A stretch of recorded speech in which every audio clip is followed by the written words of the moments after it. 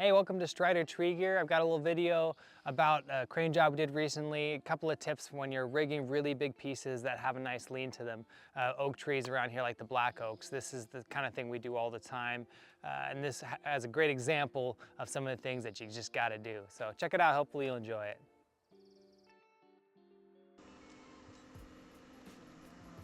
So the crane's lowering me down into this oak spar, and it's got two forks that go off different directions. And if I were to tie to either one of them, the whole spar would twist on me kind of dramatically.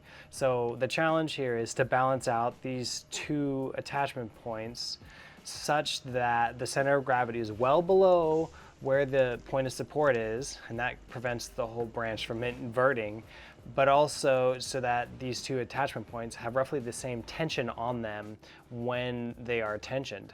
And so that means, as I'm coming down the tree here and the crane is taking tension, I'm watching to make sure that these two legs of the spar get lifted evenly.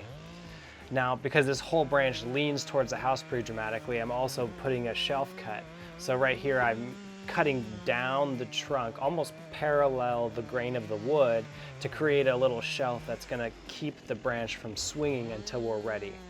And then I come along and I make this back cut, and it's a kind of a downward shaped back cut, which also helps keep the trunk in place. Now I'm just finishing it up here, and I'm telling me, okay, go ahead and take a little tension, take a little more, and it's gonna pop over the top of that shelf and swing just a little bit towards the house. It looks more dramatic because of this wide angle view, but you can see it slips off the shelf there, and it's generally pretty darn stable. And that's how I like to take these big picks. It just goes so much smoother. There's very little movement, and obviously with crane work, you want to minimize that movement. The more movement there is, the more dynamic load, the shock loading. You can kind of see on the right corner there how those two anchor points balance the branch out. And then we use this skid steer to pull it all down and get it on the ground. Well, hopefully you found that useful. Check out my website, stridertrees.com, for more links and more information in the tree world, and I'll catch you next time. Thanks for joining me.